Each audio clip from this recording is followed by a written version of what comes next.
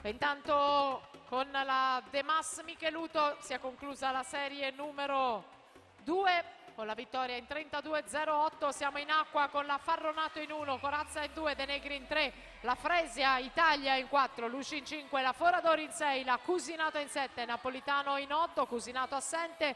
Francesca Fresia va alla vittoria, 29-84 per lei, 29-36 era il primato della Lucchese che rimane. De Negri 30-44, Luci 30 e 53, dunque ancora una vittoria per Francesca Fresia.